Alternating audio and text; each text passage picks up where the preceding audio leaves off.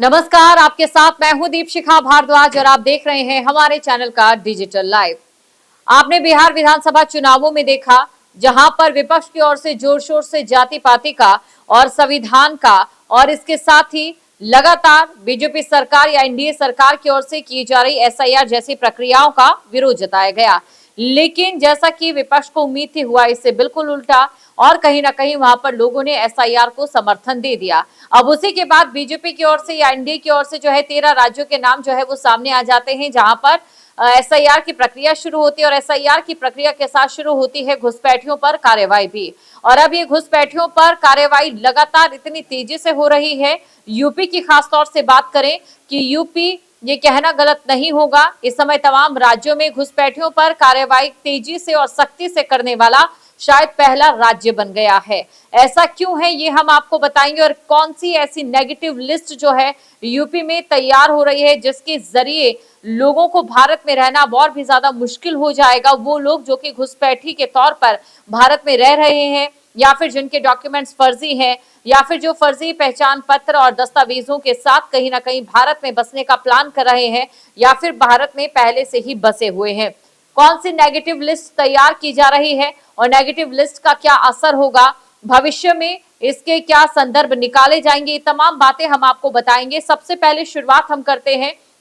इस समय यूपी में घुसपैठियों के खिलाफ जो अभियान छेड़ा गया है। आपको बता दें लखनऊ, सहारनपुर से शुरुआत करते हैं जहां पर पुलिस की ओर से ऑपरेशन टॉर्च चलाया गया। ऑपरेशन टॉर्च के जरिए अचानक से जो झुग्गी झोपड़ियां बढ़ गई हैं वहां पर कौन लोग रह रहे हैं, उनके दस्तावेज क्या सही हैं, सच्चे हैं या फिर फर्जी प्रमाण पत्र या फिर फर्जी दस्तावेज उनकी ओर से बनाए गए हैं, इसको लेकर लगातार चेकिंग की गई और ऐसे 35 लोगों को चिन्हित किया गया जिनके जो दस्तावेज हैं वो फिलहाल संदिग्ध पाए गए हैं और उनके खिलाफ कार्रवाई की जाएगी। वहीं इतना ही नहीं, लखनऊ में जो सफाई कर्मी है, क्योंकि इनका जो ठेका है वो प्राइवेट टेंडर्स को दिया जाता है, ऐसे में जो सफाई कर्मी काम कर रहे हैं या फिर जो कूड़ा उठाने वाले लोग काम कर रहे हैं उनके लिए उनके सत्यापन के लिए एक अभियान चलाया गया है और ऐसे में उन लोगों की जो जांच है वो की जा रही है। जो विभाग है उससे पूरा ब्यौरा मांगा जा रहा है कि कौन कौन सफाई कर्मी काम करते हैं, किन्हें ठेका दिया गया है, ठेकेदारों के अंडर जो लोग काम करते हैं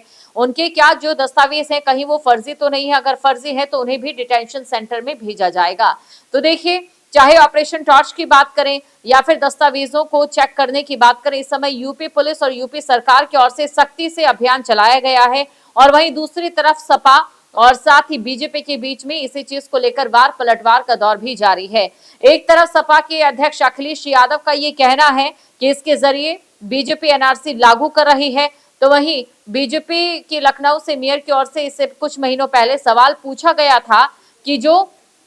35 अवैध झुग्गी झोपड़ियां एक जमीन पर उखाड़ी गई थी या फिर पकड़ी गई थी या फिर उसके खिलाफ कार्यवाही हुई थी, आखिरकार उस जमीन का जो मालिकाना हक है वो सपा नेता का कैसे हो सकता है और किसके शह पर यहाँ पर जो अवैध झुग्गी झोपड़ी वाले हैं या फिर जिनके पास कोई उनका पहचान पत्र नहीं है या फिर जो दस्तावेज उनके पास है वो पूरी तरह से फर्जी है, उन्हें सपा की ओर से शह क्यों दी जा रही है। तो इस तरीके की जो बयानबाजी है यहाँ पर लगातार जारी है और इसी बीच जो है सरकार की ओर से कई फैसले लिए जा रहे हैं। सबसे पहले एसआईआर की हम बात करते हैं। एसआईआर को लेकर भी आप देख रहे हैं कि किस प्रकार बीएलओस की ओर से घर घर जाकर जो है सत्यापन की जो प्रक्रिया है वो कराई गई है और इसको लेकर सपा की ओर से सवाल किए जा रहा है कि एनडीए कहीं ना कहीं वोट काटने की कोशिश कर रही है और खासतौर से उन वोट को निशाना बनाया जा रहा है जो कि विपक्ष का वोट बैंक है। वहीं दूसरी तरफ एनडीए के नेताओं का ये कहना है कि इस कार्रवाई के जरिए जो कोर्ट की ओर से कहा गया था कि घुसपैठियों का हम रेड कार्पेट के जरिए स्वागत नहीं कर सकते हैं और देश के संसाधनों पर सबसे पहला जो हक है वो नागरिकों का ही है, उसके आधार पर जो कार्रवाई है वो तेजी से की जा रही है ताकि नागरिकों को उनका हक मिले। संसद के शीतकालीन सत्र में हमने सुना जब केंद्रीय गृह मंत्री अमित शाह की ओर से ये कहा गया कि क्या अब घुसपैठी ये तय करेंगे कि राज्य का सीएम कौन बनेगा या फिर देश का पीएम कौन बनेगा। अब जनता इसे किस प्रकार से देख रही है। बिहार विधानसभा चुनावों में आपने देखा, यूपी के विधानसभा चुनाव होने, पश्चिम बंगाल के अभी विधानसभा चुनाव होने, वहां पर इन मुद्दों का कितना असर पड़ेगा। लेकिन अब हम बात करेंगे डिटेंशन सेंटर और साथ ही नेगेटिव लिस्ट की। आखिरकार कौन सी ऐसी नेगेटिव लिस्ट है जो कि यूपी में बनाई जा रही है। आपको बता दें यूपी में लगातार धरपकड़ जारी है घुसपैठियों को लेकर, बांग्लादेशियों को लेकर, रोहिंग्या मुसलमानों को लेकर। अब ऐसे में जो लोग पकड़े जा रहे हैं और अगर उनके दस्तावेज फर्जी पाए जा रहे हैं तो उनके खिलाफ कड़ी कार्रवाई की जा रही है। उन्हें डिटेंशन सेंटर तो भेजा ही जाएगा, लेकिन साथ ही साथ जो उनकी असल जानकारी होगी, बांग्लादेश से अगर वो आए हैं, किस जगह से आए हैं, उनका नाम पता क्या है, उनकी फोटो क्या है, और साथ ही जो रोहिंग्या है या बांग्लादेशी है या फिर जो भी घुसपैठी हैं उनकी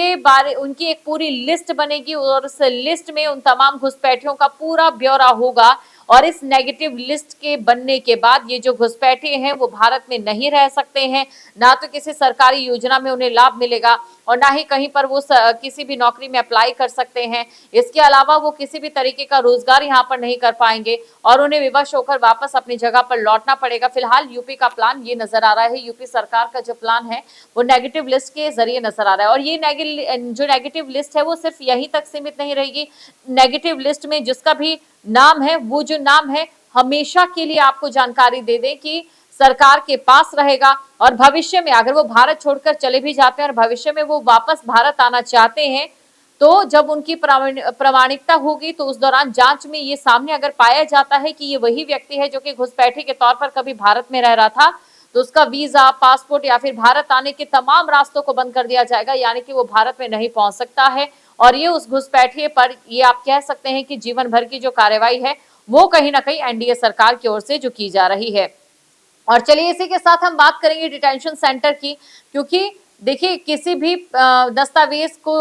जांच करने में, उसका सत्यापन करने में काफी लंबा वक्त लग जाता है और ऐसे में जो लंबा वक्त लगता है उसको लेकर जब ऐसे में डिटेंशन सेंटर बनाए गए हैं जहां पर ये जो घुसपैठे हैं उन्हें डिटेंशन सेंटर में रखा जाएगा, जो संदिग्ध है उन्हें डिटेंशन सेंटर में रखा जाएगा। ये डिटेंशन सेंटर जिनके लिए जो सरकारी बिल्डिंग्स है उन्हें चिन्हित किया जा रहा है, वो बिल्डिंग्स जो कि खाली पड़ी है, अंदर तमाम सुविधाएं तो मौजूद रहेंगी लेकिन सख्त पहरा भी रहेगा। कड़ी सुरक्षा के घेरे में इस दौरान ये लोग यहाँ पर रहेंगे और साथ ही साथ जो बाकी लोग हैं वो इनसे मिल भी नहीं पाएंगे, उसके लिए अलग से प्रोसीजर होगा। कुल मिलाकर सुरक्षा कड़ी टाइट यहाँ पर रहने वाली है। और उससे भी बड़ा सवाल ये कि अभी जिस प्रकार का सहारनपुर और लखनऊ में इस समय अभियान चलाया जा रहा है और बाकी जिलों में भी जो अभियान चलाया जा रहा है, जैसे ही अभियान शुरू हुआ, जिस दिन इसकी करीब 4 बजे के करीब जो घोषणा कर दी जाती है या अधिसूचना जारी कर दी जाती है, उसके लगभग 5 घंटों के भीतर ही 300 ऐसे लोग थे या 300 ऐसे बस्तियों में रहने वाले थे जो रातों रात गायब हो जाते हैं। ये 300 लोग कौन थे, कहाँ के थे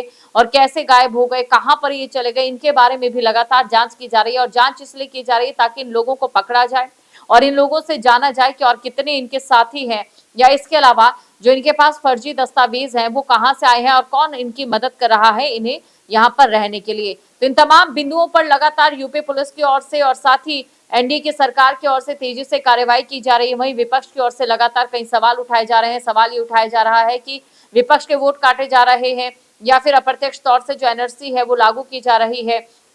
और इसके अलावा और भी कई सवाल है जो विपक्ष इस समय उठाता नजर आ रहा है। बहरहाल देखने वाली बात रहती है कि जिस प्रकार का असर बिहार के विधानसभा चुनावों में देखने को मिला, क्या वैसा ही असर यूपी के विधानसभा चुनावों में भी इस सख्त और तेज प्रक्रिया के बाद देखने को मिलेगा या नहीं। आपके मोबाइल पर तुरंत आएगी ब्रेकिंग न्यूज, स्क्रीन पर सबसे पहले दिखेगी बड़ी खबर, देश दुनिया की हर खबर एक जगह। अब आपके मोबाइल पर तुरंत फटाफट इंस्टॉल कीजिए न्यूज नेशन ऐप और रखिए खुद को अपडेट।